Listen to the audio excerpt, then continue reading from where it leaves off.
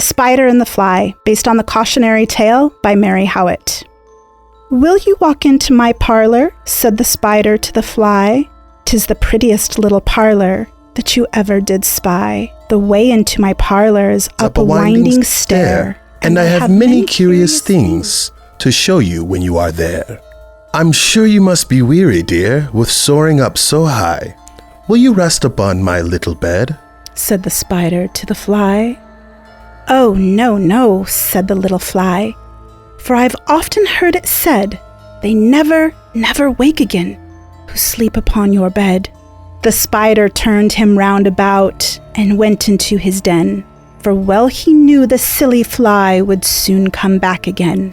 So he wove a subtle web in a little corner sly, and set his table ready to dine upon the fly. Then he came out to his door again, and merrily did sing, "Come hither, hither, pretty fly, with the pearl and silver wing. Your robes are green and purple, there's a crest upon your head. Your eyes are like the diamond bright, but mine are dull as lead." Alas, alas, how very soon the silly little fly, hearing his wily, flattering words, came slowly flitting by. With buzzing wings she hung aloft, then nearer and nearer drew. Up jumped the cunning spider, and fiercely held her fast. He dragged her up his winding stair, into his dismal den, within his little parlor, but she never came out again. And now, dear little children, who may this story read, to idle, silly, flattering words, I pray you never give heed. Unto an evil counselor, close heart and ear and eye, and take a lesson from this tale of the spider and the fly. I know child sex crimes is a very touchy topic that's hard to listen to. The natural tendency is to turn away. I want to invite you to listen to this entire episode in spite of that. It's going to be hard to digest, but it's really important that we understand child sex trafficking is a crime that's on the rise, both in the United States and throughout the world. We need to educate ourselves and spread that education in order to fight this terrible, heinous crime that targets the most innocent and susceptible victims we have, our children. So embrace this episode. Listen to it, absorb it, learn from it, and join us in the fight, and maybe you too can help save a child. Welcome to Socialite Crime Club.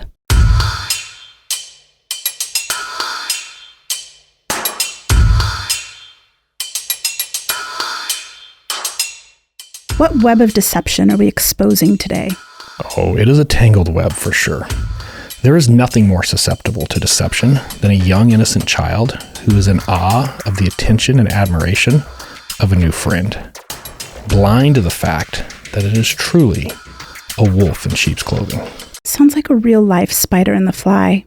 It was challenging choosing the theme of this week's episode. I could choose between predator's prey or shadow crimes. Because the predator's prey is a bit more prominent, where cases focus on predatory behavior, often involving stalking, calculated attacks, and exploitation with very serial predatory crimes, I chose predator's prey. However, this also fell under a shadow crimes, and these are crimes committed in secret, often involving secret identities, especially on the dark web. So these are things that I want you to think about as you listen to this case today.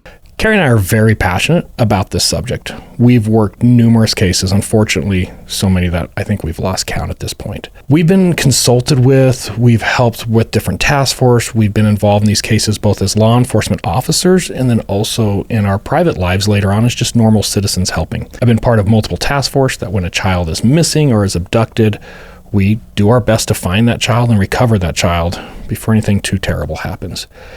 And we're going to pull from a lot of that experience for this episode. So this isn't just another advertisement for how can you help missing and exploited children. We're going to peel back some of the layers and get really involved with actual cases and really expose what is happening in America today when we talk about child sex trafficking. I think more importantly, how you can prevent your own child or children that you know from being victims of child sex trafficking. not only child sex trafficking, but from just being a victim of online predatory behavior.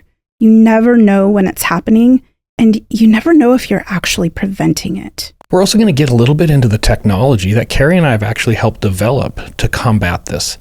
And hopefully you'll join us throughout this entire episode, learn from it, and then help spread that word and educate, because that is the key to solving this problem. Awareness. Always be aware, be vigilant of what your own children are doing online. All right, let's jump into this. 2021, Tallulah, Louisiana. This is northeastern Louisiana. It's up close to the Mississippi River. I've got a little map here I'll throw up there. And the house we're going to start with is very rural. And it's going to be important to get into the rural nature of this, because I think a lot of people think sex trafficking, right? And it's big. That's a big city problem. Yeah. It's not. In fact, if you look at the numbers, you look at statistics, small towns, rural communities, it's almost worse per capita. Easier to target, more isolated of the child spectrum there, if you will. So take out populations when you're looking at this, whether it's big city, small town, it doesn't matter. In this case, it's going to be a very rural town. January 3rd of 2021, the Madison Parish Sheriff's Office is going to issue a level 2 endangered missing child advisory. And what a level 2 is the child is missing and there's reason to believe the child's life is threatened. This child is physically in danger. It's not just, hey, little Becky ran away. There's other circumstances that are making law enforcement believe, no, there's something bad going on here. Right. 11-year-old. It's going to be an 11-year-old female who's missing from her residence. Some of the scary pieces here, this is a consensual abduction. And what I mean by that is the 11-year-old willingly snuck out of their house, walked the quarter mile down the driveway to the main road, got picked up by an unknown male in an unknown vehicle, turned off her phone intentionally, knowing parents and law enforcement would track it. Leading up to this, concealed a lot of her communications with this person using a VPN that the parents knew nothing about and different chat services that nobody was tracking. So this entire thing, she is in that grooming process and is hit to the point she will actually conceal her actions for her suspect, for her predator. Wow. Okay. Yeah, scary stuff there. That is crazy. I'm curious about the VPN. Yeah, it was actually in some of the early text messages before they jumped over to another platform that they were using. And there's conversations, hey, what was that free VPN?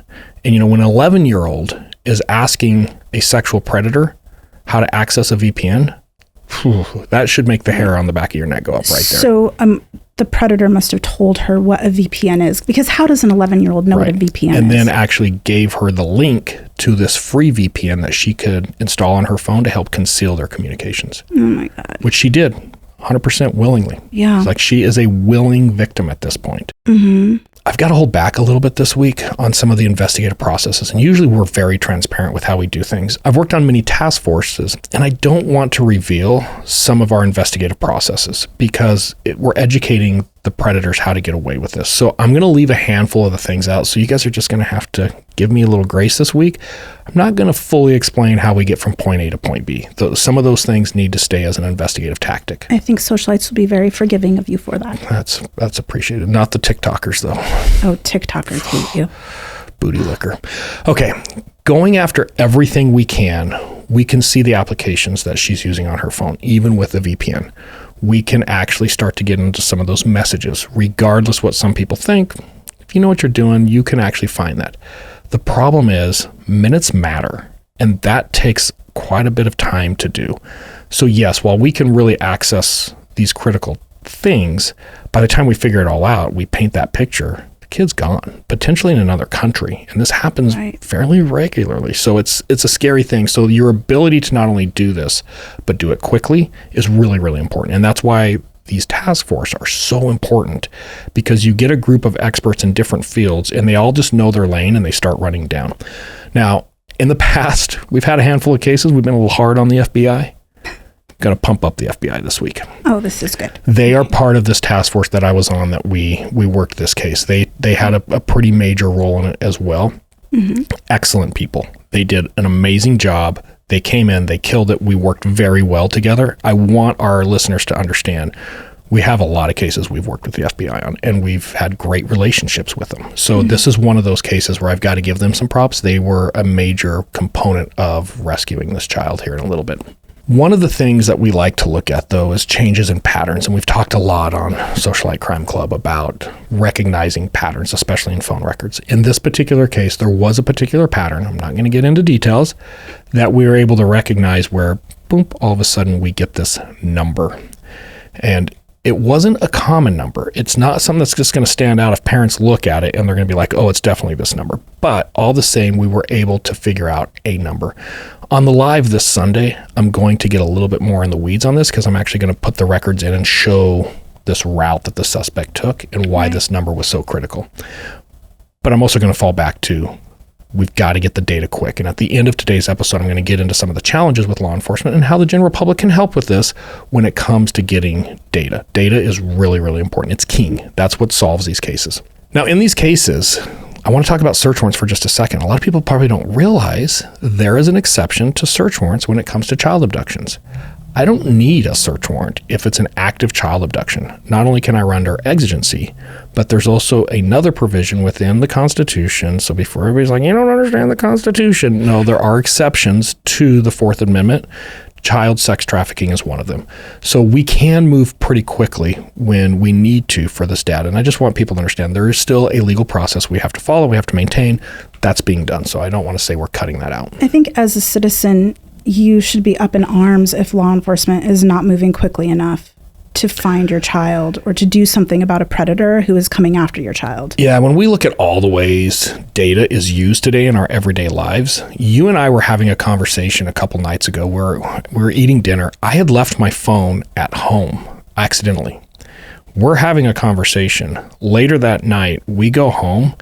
I'm getting stuff popping up in my Facebook feed about the conversation we had at dinner, and my phone wasn't even present. That's interesting you're saying that about Facebook. I was looking through my phone this morning, and you know how they offer you friend suggestions? There are friend suggestions in there that are linked to my contacts who I never talk to. And my settings for Facebook are set to not have them have any access to my contacts, my pictures, anything. Yet they're still popping up as friend suggestions. Little inside secret here. Do you know what the number one driver of that is? What? People who are looking you up on Facebook. Oh, interesting. If somebody comes in and they physically look you up and then they tap onto your profile and they're kind of looking at whatever they can see, Facebook will suggest them to you as a friend. Oh, creepers. I've got all kinds of people popping up in my suggested friends now who I don't even have friends associated with. So don't come looking for me anymore out there. Okay, so based on this analysis and this number that pops up, we feel like, okay, this number is going to be tied to our suspect. We don't know how yet, but most likely it is. So we start running with that information. We find out it comes back to a burner phone, no subscriber information at all. Then the first, ooh, this isn't good. It was purchased in Cypress, Texas, about a month before the abduction. When we look at the history of communication, about the same time the communication with this particular victim starts, there's a burner phone. When we get cases like this, most likely this phone was purchased with the intent to only use it for this victim. Right. And it's not only in a different city, it's a different state.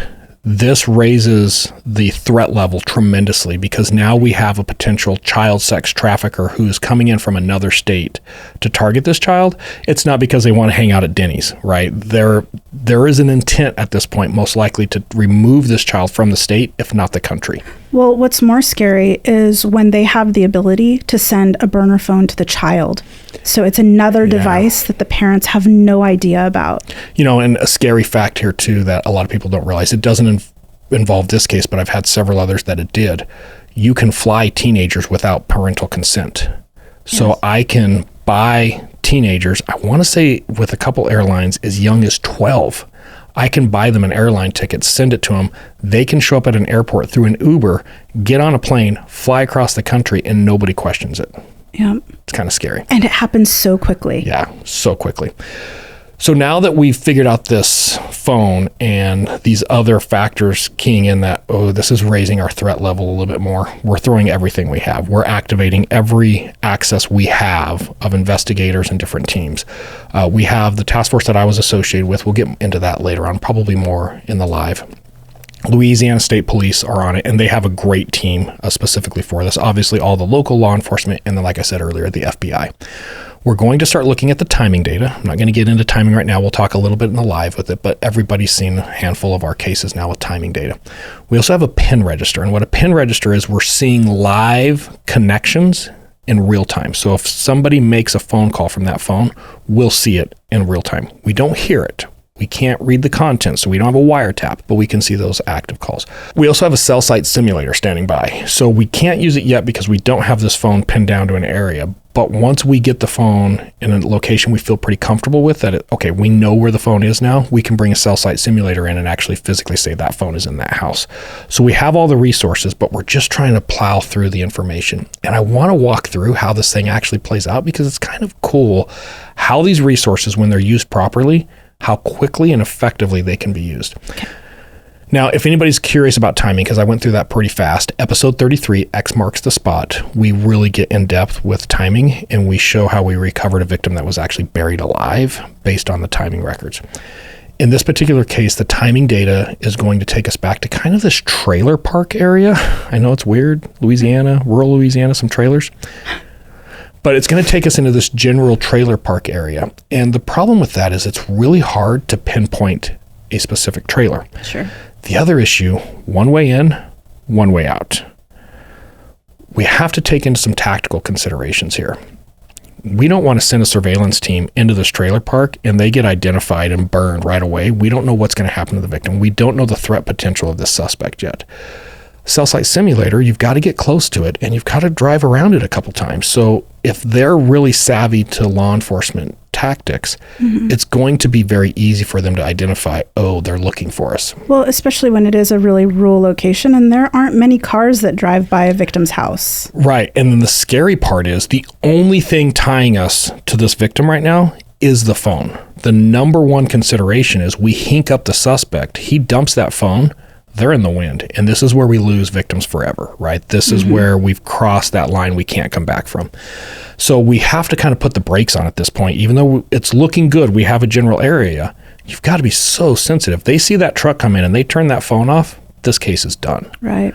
So we've got to be really methodical about how we're going at this. So instead of just rushing in, we're going to hold back. And I got to tell you, as an investigator, there's nothing more stressful, nothing that is going to raise your anxiety level any higher than knowing you know roughly where this victim is, where this 11-year-old girl is being held, but I can't act on it yet. Because if I just run in there, I could screw this up. I've got to wait a little bit to gather more evidence. So hard to do. Also, knowing the anxiety that the parents have at that point, and also the stress that your agency is under and the pressure that your command staff has you under to solve this. Yeah, and every bad thought you can think is going through your head, like what is happening to her right now? And I've worked enough of these cases. I know what's happening. Yeah. But at the same point, you've got to be controlled, and it's very hard to do sometimes. So we slow things down, because experience tells us we have to. It's those just minutes grinding by, and all of a sudden the phone makes a phone call, which is good. This is intelligence for us. We're able to use a handful of tools, and I want to talk a little bit about these tools. Using a product through LexisNexis, we're able to see when this person calls the phone, we can run the phone number through LexisNexis's system, and we can look at prior contacts that police have had with that particular phone number. And a lot of people get really wrapped around the axles, as they should, about data brokers, the big data companies, people having your personal information. It is a scary world, and we'll talk a little bit more about this in a little bit. But there's also this thing for data for good. And this is one of those cases. Law enforcement has to have access to this type of data. This is what is saving kids like this. Right. So I wanted to touch on that really quickly, so that to the average citizen, when they see these campaigns to restrict data where law enforcement can't have access to data because, it might violate your privacy rights. Well, it might also save an 11-year-old child. In fact, let's be honest. law enforcement's using this way more to save people than they are to simply snoop. Right. They don't have as much time to go after just good people as a lot of people would like to think they have. Yeah, and I see some of these campaigns about, we got to stop this data sharing, and they look really tempting, and it's easy to get pulled into this where I can be a supporter of this. But when you do, you have to understand, when you rid law enforcement of tools like this, we have an 11-year-old that might get sexually trafficked into Mexico and never come back. It's not just an 11-year-old. It's millions of kids. Right. Now, luckily, when we run this phone number that our suspect has called, we don't know who this phone number is yet. We run it. It comes back associated with an accident report out of Houston. And we start looking into a little bit. And this accident report in Houston has a vehicle description. It has a license plate. And it has a roommate's name that was the passenger during this accident. Well, now we have people in the area. They're not actively looking at the trailers, but they're in the area. And using binoculars, one of the agents can see a car that matches the car in the accident report, same license plate. And all of a sudden we figure out the person who was driving is the person that our suspect is calling. He's calling his roommate. So very quickly we're able to put together, hey, this looks like this guy's roommate. This guy's somewhere in this trailer park. He's calling his roommate back in Houston, or just outside of Houston, Cypress, Texas. Sure. And he's driving the same car that they were driving at this accident. So now we know the vehicle, which gives us the trailer. Now we can start to move our resources where we need to actually effect a rescue. All right, I want to show a little bit of the route, because as we're figuring out this trailer, I'm also putting the final touches on looking at the timing data of our suspect phone leading up to, during, and after the abduction. When we're talking about timing data, in this specific case, we're talking about RTT data. That is correct. And we're going to Verizon device. This is a Verizon device. And we're going to get into this on our live, where we're going to cut in a little bit more and show how accurate this was. But I didn't want we start to really get in the weeds there, and it's going to make this episode go like 3.5 hours. So I've got to break it up a little bit. But to summarize this, at 20:59, so that's 8:59 hours, that's just where I'm picking it up. We have a lot of data before that, but this is where he's driving into the area, and he drove from Cypress, Texas, 400 miles. To get a hold of this child. So that's the first red flag. This person isn't just talking to the girl next door. He has taken a lot of time to find a victim in another state altogether. We can kind of see how he goes up north in the center of the screen there, and then kind of heads out to the east where Tallulah is. And then where I have the 22:37, so that's 10:37 p.m. Notice there's kind of like a little tail in the trail. This is where he deviates from the main highway and actually drives out to where she lives. And we can see him driving right to her driveway, which, like I said, is about a 1/4 mile long, and then immediately out. He's going to return by going down to the south. The real scary one that comes out is, notice where I have 23:46, so that's 11:46 p.m., and then I have 0003. That's going to be basically 3 minutes after midnight. Notice the next hit we get there, 0132. We have an 1.5-hour gap. There's a little deviation there, too, on the main road where they deviate, drive way off the road to a back lot. Yeah. They're in a parking lot parked for about 50 minutes. Wow. That is scary. Within an hour or less, he has deviated from his route, and now he has stopped the car in the middle of nowhere with our victim for 50 minutes. He just couldn't wait to get his hands on her. Could not wait. Then at 0132, that's where we see he's returning to this area where this trailer park is at. The reason I wanted to get this piece first is it sounds really good. Hey, let's just go, right? Let's go to this trailer. Let's rescue this girl. But this is some intelligence that's really important.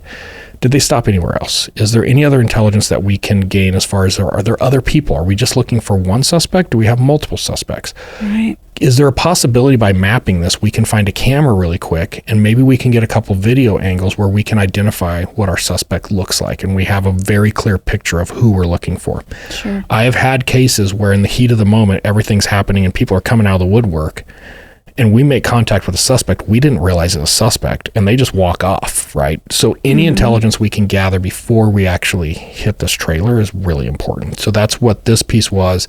Unfortunately, we could not find any video. it is what it is. We've got to go at this point. We can't wait any longer.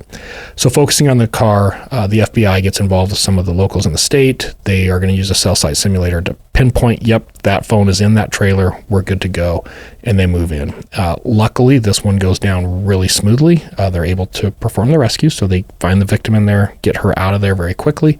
And they take our suspect into custody, who is Angel Ramirez. Angel's 22. Our victim's 11. I have a question. Going back to your map a little bit and the timing, how long had the child been noticeably gone from her home before she was actually found, before she was, I guess, reported missing? She was reported later that evening. The alert came out the next day. The group that I was working with got notified that morning. We had him in custody by late afternoon, early evening. So I think start to finish, I think it was about a day, about a 24-hour window. And we got lucky. If he would have dropped that phone or he would have left, we probably would not have found her. And she was going to be sex trafficked. That's what this was all about. He did sexually assault her when I said he stopped for 55 minutes. That's what that was all about. She's going to confirm this later on. So this was the intention, where somebody took a lot of time grooming, got her to willingly leave her house, turn off her phone, hide her communications, get into his car, willingly go with him. And she had a great relationship with her parents. Do we know how long his grooming process had taken place with her? It looks about a month, roughly, give or take. That's not very long. No. And, all in all, she's a good girl. I'm not going to use any names, obviously, because of the child nature of the crime. But she's a good girl. I have text message content. I'm not going to get into it. But it was very clear she communicates with her mom on a regular basis. In fact, there's a really critical text message that I see that's triggering all of this. It's just before she sneaks out of her bedroom window. And one of the last things she texts her mom is, "I love you, Mama." Oh, God. Like, she's just, you wouldn't suspect it, because it's not her intention to hurt mom and dad. This isn't about them. She doesn't see it. She's in a different mind space altogether. Well, I think, too, when we were going over some of the phone records in this case, when we were looking at some of the text messages, one of the things that stood out to me was the time of night he was communicating with her. Yeah, we would see a lot of the activity would dramatically increase after about 10:30, 11 o'clock at night. There were intentional disruptions in her sleep to get her to communicate with him. At times when he would intentionally not text her during times that he knew parents would probably be around. Right. And he would tell her things like, "Sorry, I didn't text you. Didn't text you back around 8 o'clock, or "Sorry, I didn't text you earlier." So instead, he would intentionally text until she would wake up at 1 o'clock in the morning to have a conversation with him. And again, this is to isolate her from any adult in her life. After the dust settles, it's always kind of interesting with these cases, because typically I'll get a phone call. I just get this flood of information. I'm feeding information back as fast as I can. And then usually when, the rescue comes, they're busy. I'm somewhere else. I've been doing everything by phone. And sometimes I don't hear anything back other than, "Yep, we got her, good to go, thanks." And this one, I got a text message from one of the local officers that was working this. And I'll read it out there for those of you who aren't watching YouTube. "Y'all saved a life last night. I'd like to thank everyone that helped with our search yesterday last night. We could not have been successful without your help. He will be facing life, and y'all helped her be on a place for a path of a new life. Just so y'all can see how close you put us to his residence." So he sent this to me, and I have a screenshot from my text message conversation on this one. When we were tracking this kid or this phone, there was at one point where I'm trying to get information across, and it's hard to get addresses, and there's some trailers, and they're buried in these trees. So finally, I just took a picture, and I drew a circle on my phone around the picture, and I texted it to him. I said, "She's within this circle. I don't know where within the circle, but she's within this circle." So he's sending that back to me to say, "Hey, this is where we found her. Like, this circle is it." So it was nice to get that feedback too, and actually be like, okay, it works. The accuracy is there. And, I get a lot of people who are like, "Oh yeah, but how do you know that stuff is accurate?" And I can harp all day on the science behind it. I can harp all day on the experience behind it. But at the end of the day, when we have stuff like this where we're tracking a phone, we make a shape on a map and we say, "You need to go here." And they rescue an 11-year-old girl from that shape. It's the number of times you have success with it. Yeah. Yeah, and then you get those text messages and you realize like, okay, we're doing the right thing, right? That's why we want to do that. So there is some experience and knowledge coming from this place where we've worked a lot of these cases. And there's some things that I think I want to talk about a little bit more that people probably don't realize. And in my opinion, the first mistake we make as a society when we're combating child sex trafficking is we try to think, well, who's most susceptible? Who are the potential victims?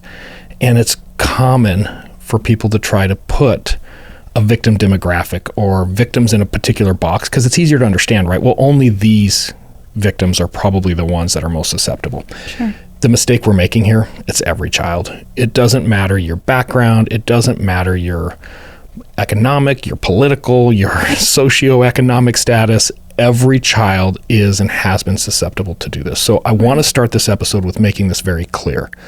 There is no risk profile associated with a victim on this particular crime. If you're a child, you're at risk. For centuries, it's been this way. I think now, with the rise of the internet and so many children having access to online resources, they're even more susceptible. Oh, it's growing exponentially. And the odds are everybody who ever listens to this particular episode knows somebody who has been targeted online by a sexual predator. We're going to get into some stats here in a little bit that are going to be scary. If they themselves haven't already been targeted, because we have a lot of people who grew up in their teens, their adolescent years with online activity, and they're adults now. Right. And I was very cognizant in putting this episode together. I know we are going to have some victims of exactly what we're describing today. Watch this episode. And I want to be very respectful with that, but at the same point, and you're our voices, right? Comment, get involved, help share, because we do believe the biggest way to combat this is education and awareness. The second thing I want to bring up right from the beginning is this idea that, well, I'm not too worried about this. It's never going to happen to my child. I'm a good parent. I make sure that my child isn't involved in these things. I monitor their stuff. Oh no, I'm really involved in my child's life. And I want to give a little bit more background to that is a big mistake. That is a mistake you do not want to make. Every child is susceptible to this. And every once in a while I hear this, yeah, but I taught my children better. They know not to do that. Some of the way that these suspects approach children, and we're going to get into the grooming process, by the time we realize what's happening, it's too late. For your child as well. Adults are susceptible to this, and we're going to get into how that happens. And if an adult can be sucked into this web of lies and deceit, of course children can. Mm-hmm. So we have to assume every child's susceptible, whether it's your child or somebody else's child. And we can't judge children about making poor decisions. That's why there's a lot of laws and rules that we don't let kids do things until a certain age. And just because your child isn't sex trafficked or lured away somehow does not mean that they are not being stalked online by a nefarious person with someone with malintent who could be sending them pictures, who could be just introducing them to things that you have no idea your child is learning about. Yeah, and I want to also touch a little bit on, well, who's the threat? If we accept all children are potential victims of this and susceptible to this, who is it that's the threat? What is the actual suspect demographic that we're looking for here? And this is where it gets scary. It's adults who are extremely talented at conversing. They fit in very well with the crowd. They interact well with others. They find it very natural and easy to strike up a conversation. They're patient. They're willing to take months, if not years, to manipulate a child, waiting for that perfect opportunity. It's someone you would not suspect. In fact, most likely, you know someone who has targeted a child online in the past. So I want to take a second and go back to Gun on the Run, episode 11. If you remember right, Holcomb Gunn, remember he got into the family first, not the child. When he decided to target this child, he used the parents for intelligence gathering, for figuring out the weak points in this child's life, what could be exploited and vulnerable. But he went through the parents to get to the kid. And I think it's really important to understand, these weren't dumb parents. They were very smart, very educated people, and they fell for it. And if a parent can get trapped in this, of course a child can. Right. And when we say this goes back centuries as far as child predatory behavior, this is how easy it is for familial violence to take place upon children and predatory behavior to happen between families and also between friends potentially of families. So It's progressively getting worse, though, like we said, through the ease of access of online content.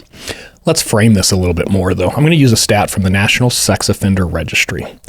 The typical pedophile will commit 117 sexual crimes in their lifetime.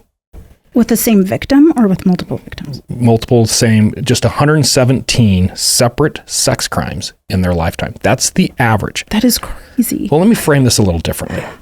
If we had a serial murder suspect where the average body count for our serial murder suspects was 117, I think it'd be safe to say law enforcement's failing.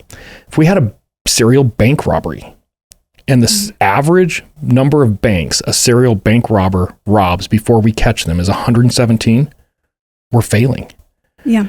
If we just look at sex assault suspects, if we had, could you imagine, not like the highest ever seen, the average serial sex assault suspect can rape 117 women before law enforcement catches them. The average.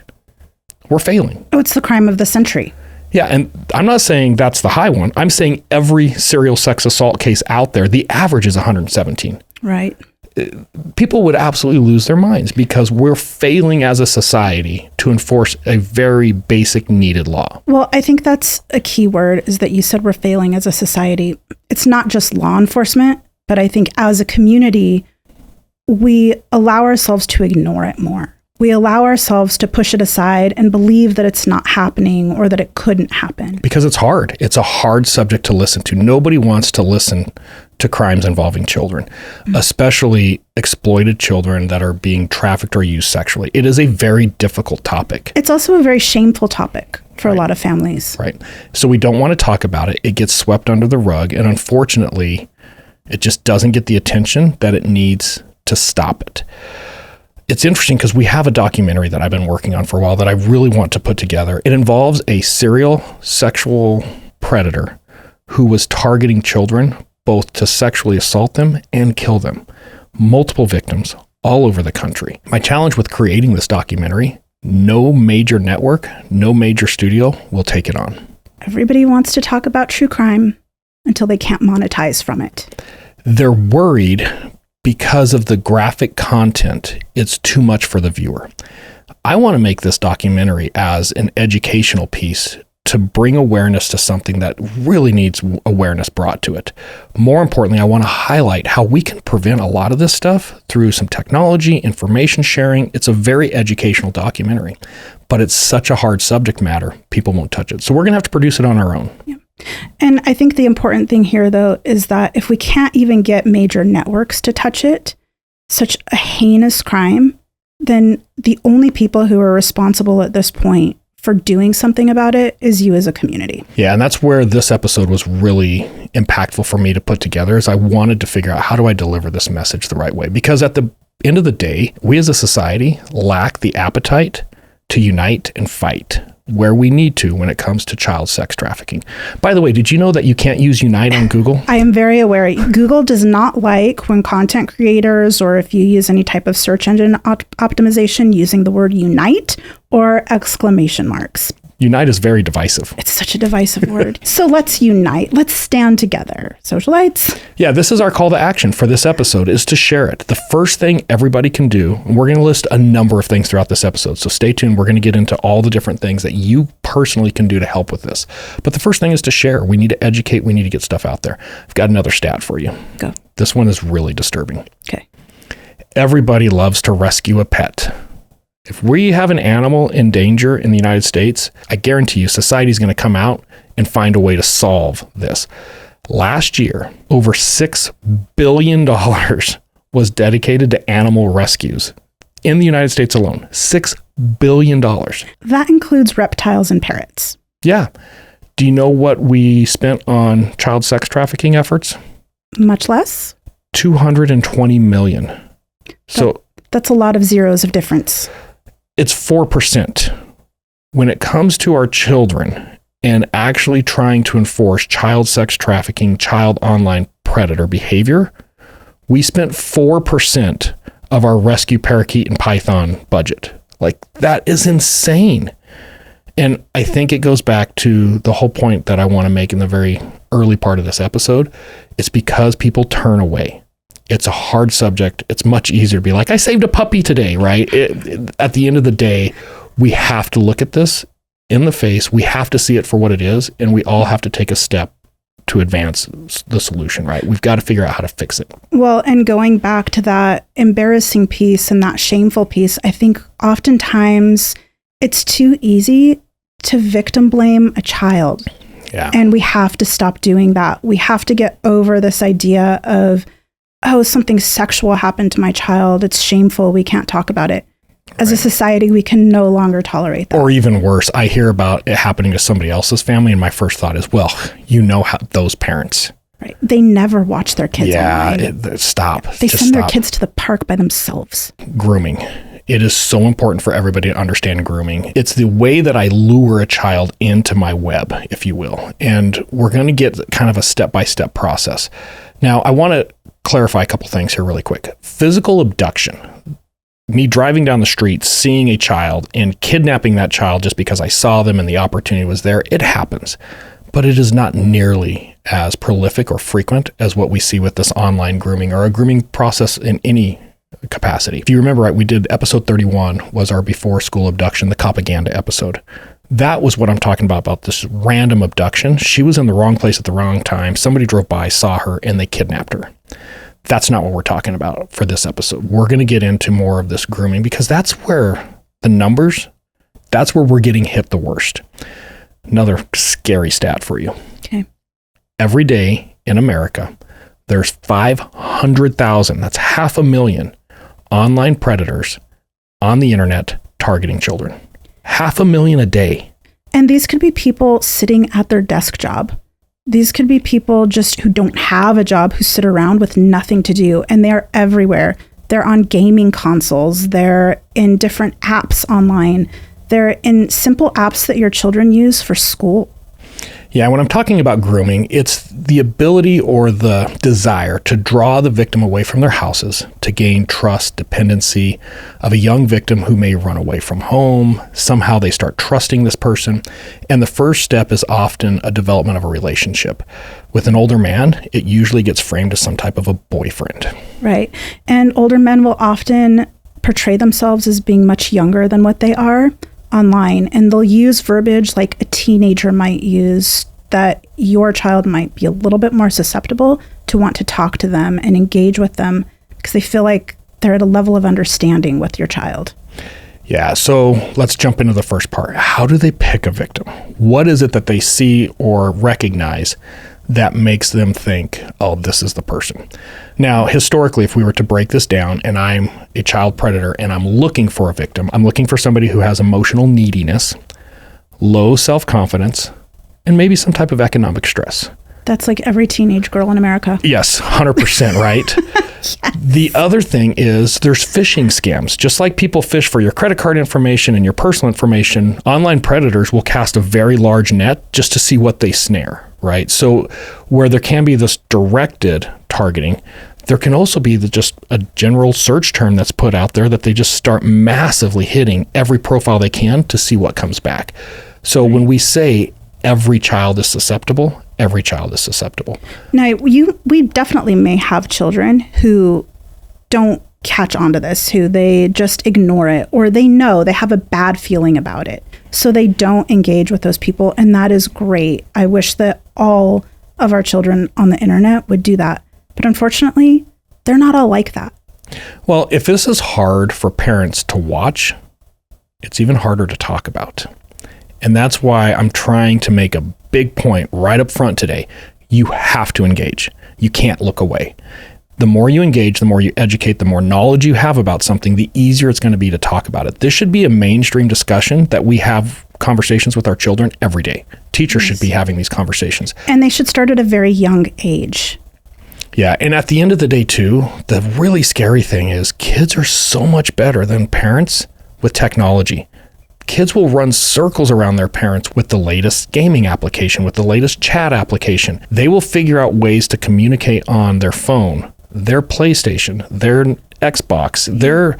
We've seen stuff with, what is it, the DS Switch or the Nintendo Switch? Yes, yeah, the Nintendo Switch. My Samsung Watch, my iPhone Watch. Kids will figure out how to communicate with these tools that parents have no concept how it works. And if your kid is wanting a Samsung Watch over an Apple Watch, it's because the Samsung Watch is much easier to use, and it's very chatty for online communication. It's easy. There's very few restrictions. It's hard to monitor. It's very easy to get away with things that my parents know nothing about. Sorry, kids, we're going to ruin some of your avenues this episode. Well, I also think this goes to if it's something that you're so willing to ignore just to talk about, then you're probably also willing to ignore looking for it every day or at least twice a week on your children's devices. Or more scary, maybe they don't know what to look for. And that's what we're going to help with today. So number one is the predator targeting a child, which I think we've pretty clearly defined. It's every child. The second thing they're going to do is they're going to start to figure out ways to gain trust with the victim. These will start very simple, casual conversations, just building up a rapport, building up some dependency that starts to come back. I'm a kid, I'm seeking friends. Some people are mean. Maybe I got bullied today. Maybe I'm being bullied a little bit online, but I have this one person. I don't know anything about them other than a screen name, which sounds really cute and cuddly. But now they're my friend because they never pick on me. They're always there for me. They always say nice things to me. It's very easy to get caught up in, this is a good person. And I think that's important for people to understand. Early, when this is happening, they're a great person. They're actually probably a positive role model in that child's life at that time because it hasn't turned nefarious yet. Well, because they're doing uplifting things. They're saying uplifting things to boost a child's confidence. They're saying things like, you could be really good at this. Oh, you like that? I'm going to encourage you to go forth, go sing, go get dance lessons. You could be really great. Yeah, and if we go back again to Gun on the Run, episode 11, remember, Gun was targeting the parents. He convinced the parents that he was a good person and that they trusted him. They took him on vacations, and then he invited this 12-year-old into his house to start cleaning the house because she needed just a little bit of money. And the parents are the ones who supported it. So it can be a positive thing where you don't realize it because a lot of parents would think, no, he's a good guy. He's been a great family friend. She's making a little bit of money. It's a good thing. It's those gifts. Once you start seeing things come into your child's backpack, maybe jewelry or new pencils, some things that are very simple that you would never suspect your child receiving or coming home with, are probably a huge red flag. Yeah, and I want to also get into the intelligence building. This stage, step 2 of gaining trust, is where the predator is really digging into the victim's background, developing as much intelligence as they can on what makes this kid tick. What are they into? What are they not into? How can I be that person for them that they gravitate towards, right? How can I align better with them? Such as divorced parents. Yes. Bad grades. So easy to find out on social media where all these things come. So then we get to step 3, where now I've developed this relationship, I've developed intelligence, and I'm going to start filling in a need. I'm going to become somebody that they need because of something I'm providing.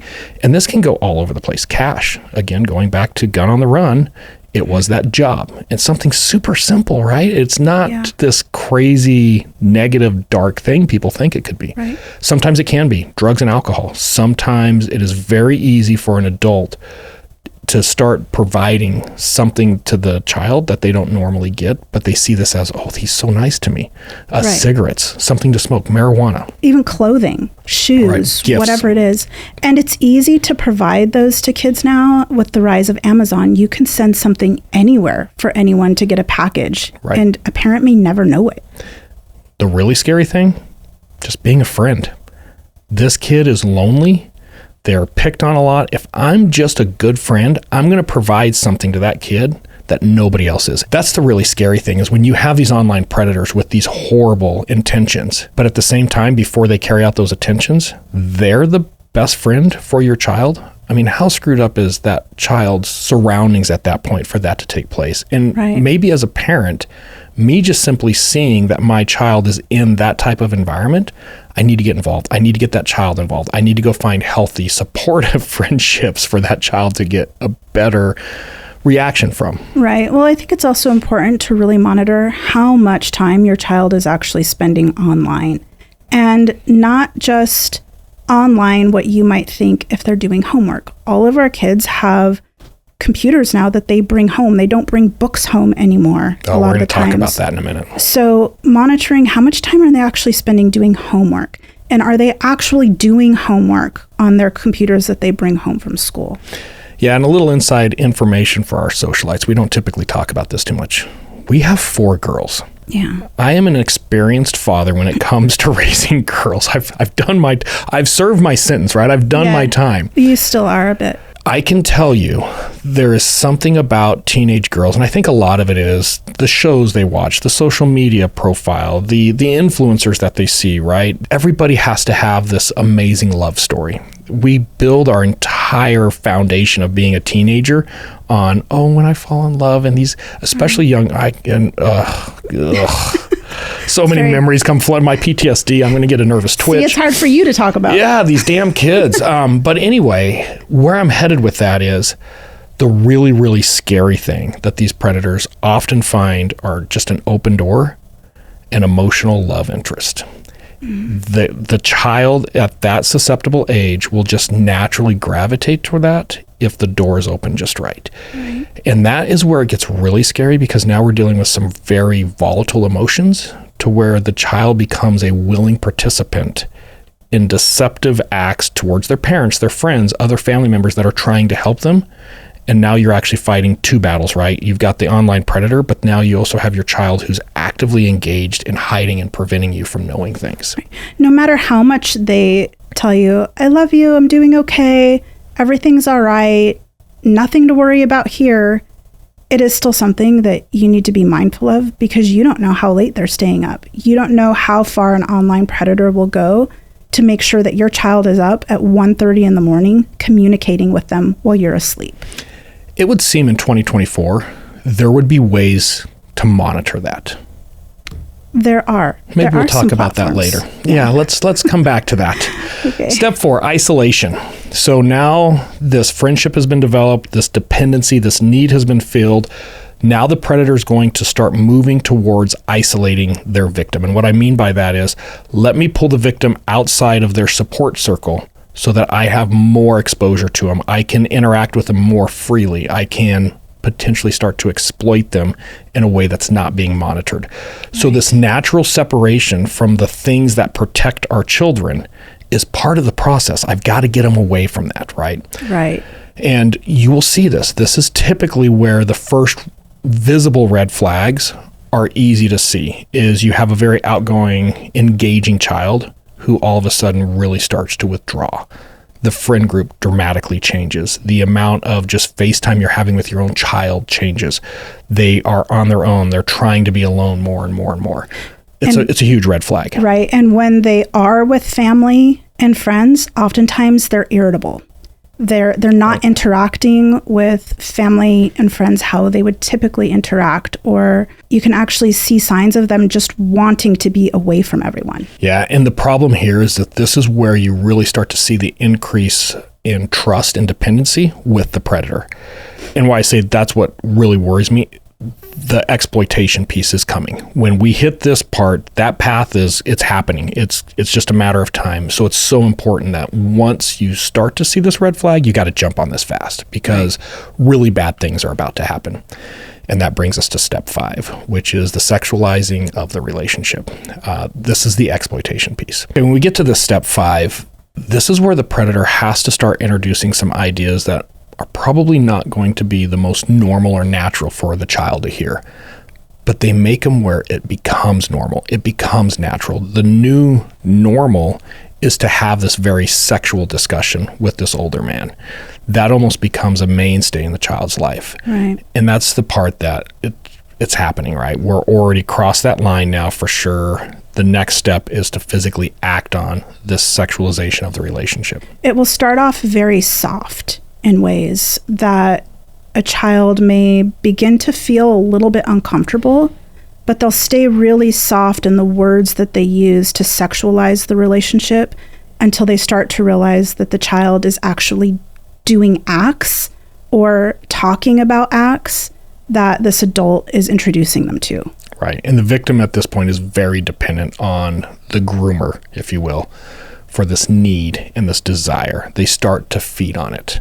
Right. And now it's going to grow, right?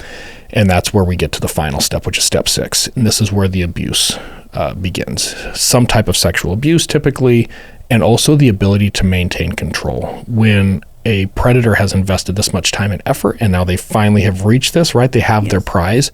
They will go to extreme lengths to maintain that control. And it can be violent. It can get financial. It could be isolation. There's a bunch of different ways that this happens. Right. And this is something we need to be aware of as we start to see, well, how do we get the child out of this situation? It could also be through use of blackmail as well. So if they're trying to encourage a child to send some type of nude images or something like that, they may use that as blackmail towards a child too.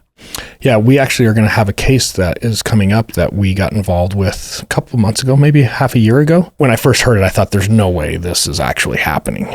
But I got involved because I was concerned about it. And sure enough, we got the investigation rolling and they verified it. But this individual had come across Snapchat photos of different victims and was using those photos over their heads to keep them and prevent them from reporting. Right. So, yeah, let's talk about the ease of access. You were talking about kids being issued laptops now at school instead of books. We're going to go to Bakersfield, California. 5th grade student. How old are you in 5th grade? About 11. So most schools across the country are now issuing these Chromebooks for their books. So kids don't get the old books anymore. They get a Chromebook and everything's loaded on that. And in this particular case, the students also have a school email. So the Chromebook, they do all their homework on, they submit the homework through email. Now, this particular school uses a chat platform called Discord. Oh, Discord. And the reason they use it is for their sports programs to help schedule and get everybody talking and everybody where they need to be on certain days and certain times. They use Discord. Now, the school recognizes we can't have students on Discord all the time. Like that's probably a bad thing. I'm curious whose idea it was to use Discord. So they put a filter on these Chromebooks that the students can only access Discord between like 3 and 6 p.m. during the sports times, right? And then they're scheduling all these things. Well, this 5th grader has nothing to do with the sports program, uses their school email, figures out that at 3 p.m. the block or the filter for Discord comes off, creates a Discord account, and just starts chatting with people just because that's what 5th graders do, right? Between 3 and 6 p.m. Between 3 and 6 p.m. Typically when they're home doing homework. Yes. And it's a distraction for me that I'm doing homework, but I can start these little chats on the side, right? What 5th grader doesn't want to do this? And my parents will think that I'm doing my homework. Yes. Every child's susceptible to this. Well, lo and behold, predators love to use Discord, and they will intentionally go into these chat rooms that are typically designed around homework, information sharing from the different schools, whatever it might be, because it's shooting fish in a barrel, right? It's a target-rich environment. It is. And in this particular case, an online predator from Texas starts to target this child, and it's in the grooming process at this point. The only thing that stops this is a dad gets on the computer to help their child with their homework. When bink, a little pop-up comes up. And it just didn't read right to him. He got concerned, so he gets into it, and he sees the entire chat conversation. And he recognizes this is somebody trying to sexually exploit my child on their school computer using their school Discord account. Could you imagine the fury you would feel? Not only towards this predator, but also the school? Yes, exactly. I would be furious. But at the same point, that isn't abnormal. If people think this is an isolated incident, it's not. This is a very common, very, very common thing that's happening. So it's just an example I wanted to get out there of just how easy it can be. And the kid wasn't doing anything bad. Like they just want to communicate and have fun while they're doing homework. Right. In some homes, it's probably perfectly natural for your kid to be using some type of a chat profile or a chat platform while they're doing homework. You're probably very well aware of that. Right. The question is, are you monitoring it? It's easy to do on Snapchat. That's a staple application on kids' phone. And again, you would think in 2024, there's got to be technology that can monitor these chats that could just notify me as a parent, hey, this chat does not look good. Right. You would think that would be out there. I'm pretty sure there is. Yeah. Maybe we'll have to come back to that. We'll talk about that. You got to be in your kids' business. That's my point here. You got to monitor their online activity. You got to monitor their phone activity. You have got to be knee deep in your kids' social presence online, because if they haven't been targeted, they probably will be. It's not a matter of if anymore, it's when. Well, I do think that it's very easy for us to think about the idea that, oh, my kids are good kids. And they are. We have good kids. Now that my kids are in their 20s and they tell me about some of the things they were up to in their teens, I'm realizing it's every kid's job to try to screw their parent over somehow, to try to pull one over on them. Can we tell what one of our children might have done on a regular basis when they knew a bad report card was coming? Oh my God. We won't name names. She was genius. She's genius. Yes, she is pretty genius. So every time report cards would come up and she knew that she had some bad grades coming, she would hit me up about 3 days later when I'm really doing something very unassuming, like the laundry. I remember a time in the laundry room, she came with an armful of devices. She had crocodile tears. Yes, and crocodile tears. She had her DS with her. She had her cell phone with her. She had some other gaming device that she was using. I think she also had an iPod with her. She handed it all over to me and said, Mom, I'm going to have bad grades. You can just take all of these from me now. And like Sai says, preemptive strike. Yeah, it was this preemptive strike so that I would not assume any other devices that she had that I could take away from her.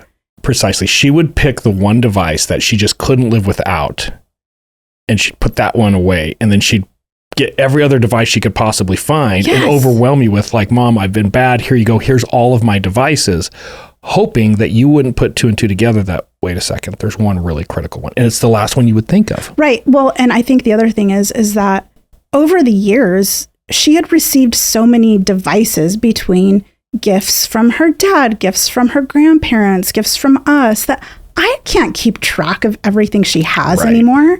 Or she could borrow her sister's things. So monitoring those actually became very difficult over time. So when she would bring me these things as a preemptive strike for bad grades, I couldn't even really have the energy anymore to go search her bedroom or anything like that for other devices. Crazy. When I was still very active on the law enforcement side, I can't tell you how many cases I had involving a child, whether they were sexually exploited like this or they were just a runaway, and they would have a phone, and the parents' first thing is, yeah, but we turned the service off. They can't use that phone anymore. We turned the service off. What people don't realize is there's Wi-Fi everywhere. You can give me a Verizon phone, kill the Verizon service. In today's world, it is very easy for me to use that phone in all of its capacities just through Wi-Fi. I don't need service. So if you think about, probably every home in America has an old smartphone laying around.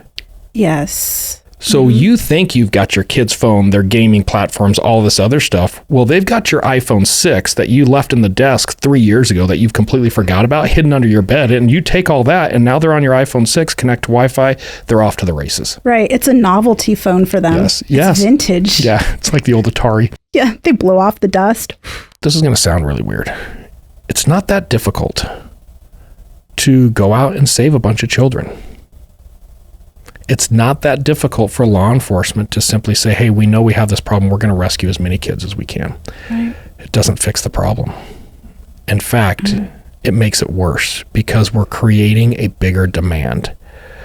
If there is a need, an appetite for the sexual exploitation of our children, and all we're doing is going out and removing the children that are being sexually exploited, all that's doing is driving more children to be abducted. Well, let's talk about that a little bit more. I think it's important for people to understand that when law enforcement, you were talking about this earlier, when you rush to do something, we're only catching the middleman.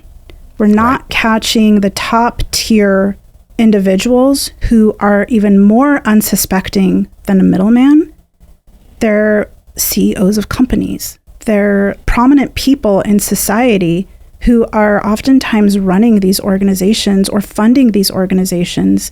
And they're very much in the shadows. They have nothing to do with the primary crime. And again, it's that problem of we rush in to save these kids. We're doing the right thing.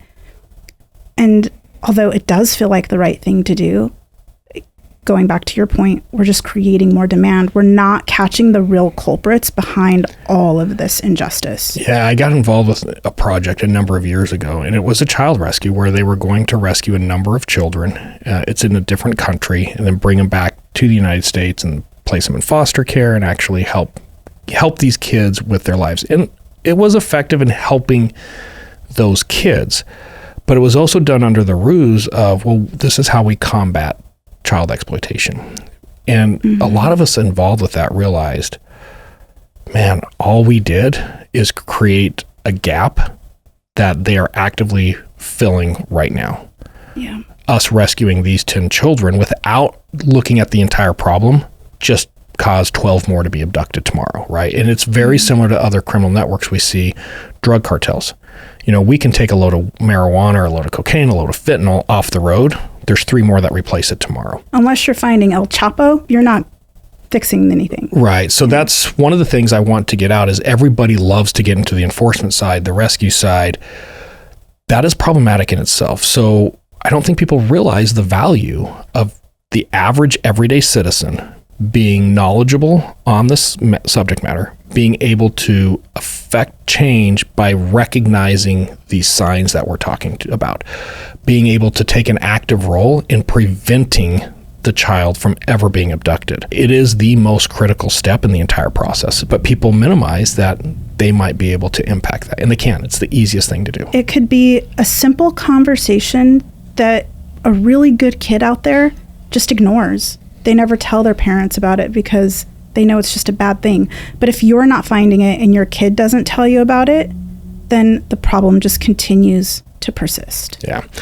So kind of a happy ending with this story. No one dies. Yeah. She is rescued. She's returned to her family. I can tell you she's doing much better these days. She is in a much, much better place. Right. It could have been so much worse. Right? It could have been. And I think the important thing to remember here is this was not her fault. Yeah. And I think it's important for us to recognize that and to help our kids understand this isn't your fault. We can't get mad at them when this happens to them. A teenager and adolescent is in a very different headspace than an adult who willingly communicates with someone who manipulates them online. Yeah, 100%. So what else can we do? Like, what are those other call to actions that we can actually start impacting a little bit of change here? I mentioned LexisNexis, that data for good. Law enforcement having access to these type of tools is so important. If you have any role in your community, anybody can go to a town hall, one of your normal city meetings, and inquire, do we have these tools? Do we need more resources for this if this happens? It's that data for good. Now, LexisNexis, one of their primary fundraising things that they do throughout the year is they support NCMEC, which is the National Center for Missing and Exploited Children. They take this subject matter extremely serious. Right. They're doing a marathon, a fundraising marathon right now. We're going to put the link down here in the show notes. $1, $5, $10. If anybody can go and actually throw some money towards that, all of the proceeds go directly to NCMEC, which is a great organization for the administrative side of organizing awareness for missing and exploited children. So if you can, do what you can. That's always a good thing. We'll also post a couple of links if you are interested in learning more about how children are groomed online, what some examples of that look like. We have a couple of websites that we'll post for you that you can go and do some more education for yourself, and so you can help your children understand what that looks like more as well. I do believe that we need to have age-appropriate conversations at a very young age with our children to help them understand the dangers of talking with somebody who is using predatory behavior to reach them. It's one of the reasons we called this episode Spider and the Fly. That is a book based on an age-old poem by Mary Howitt. And if you get a chance to look at this book, it's a great way to start talking to children even as young as 3 or 4. I read this book to my kids during Halloween. Actually, it's a pretty tattered copy of Spider and the Fly. But they remember this book to this day. When they see it, they actually say, oh, I remember that book. But it's a good, innocent way with beautiful illustrations within the book itself to start introducing your child to age-appropriate topics that you can talk to them about the dangers of predators and strangers who talk to them. It is a great example of grooming. It is. It really illustrates that. The whole book is pretty much, this is how you get groomed. Do not fall for this. Don't fall for this kind of information from a stranger or from a person you know. Always come to mom and dad. Yeah. And what else can we do, right? We talked about it a couple times during the episode. Man, it's 2024. You would think you would be able to monitor who your child is chatting with. You would be able to monitor those chats to see, is there any alerts because of the type of content that is within those chats? I should be able to monitor how often my child is accessing these different chat rooms and when they have access. And we've talked about this a number of times on other episodes. We're going to come back to it. Aura, A-U-R-A. We've got a little link down here, aura.com/Socialite Crime Club. We have partnered with Aura. They are a paid sponsor of Socialite Crime Club. We've partnered with them though because we believe in this product as far as its ability to bring a red flag to parents that something is going on that maybe you need to look at. It actually sends you an alert when it detects this content in different chat messages that is typical of predatory-like behavior. Super important feature, but it also prevents your child from downloading apps, chat apps, other types of apps that they could potentially be exposed to online predators without your knowledge. You have to approve the app for it to even get downloaded. It's super important. I absolutely think it's worthwhile. And in 2024, the common sense is, man, we should have tools like this. And the simple answer is we do have tools like this, but a lot of people don't know because they turn away. Right. I don't want to know too much about this. It's a topic I don't like to digest. It's much easier for me to turn away, cross my fingers, that it's not going to happen to my child. We hope that you join us for our live, where we're going to talk about all the different types of devices your child can potentially use to access online resources that a predator may have access to them from. We're also going to demonstrate during our live episode on how you can look through your child's phone, whether it's iPhone or Android, to see what type of applications they have downloaded. And we're going to encourage you to make a couple of notes on what you might need in the event that your child is ever abducted or that there's an issue.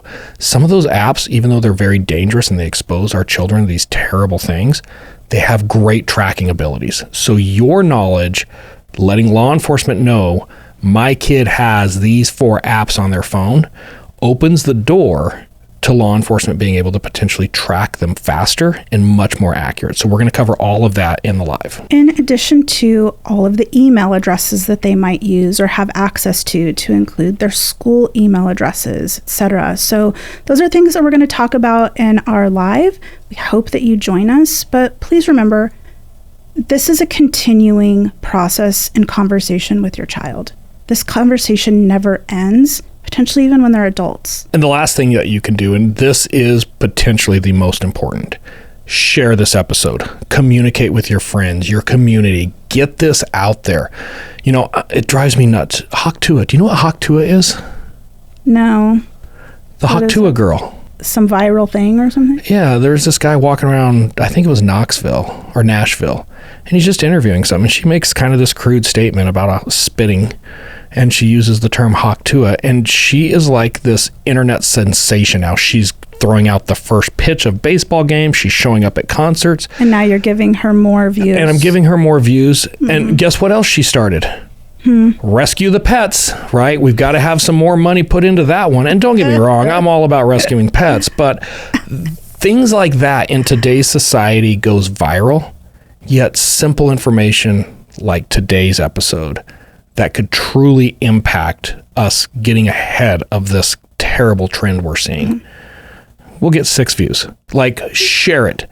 Get the word out there. We might trend for about 3 weeks, but then no one cares. Knowledge is the power here. This is how we effectively start to change this, is we communicate it, we vocalize it, we get it out there, we get it where it's second nature. And when that happens, you're taking the power of these predators away because their common traits are so well known now, we see them coming. Thanks for joining us this week, Socialites. We hope you join us again next week for the sandwich tax. Stay safe and keep your kids safe. This case is actually really tough for me because it highlights how incredibly stupid criminals can be, yet in spite of the overwhelming ignorance, they still took an innocent life, a very young, promising, beautiful life.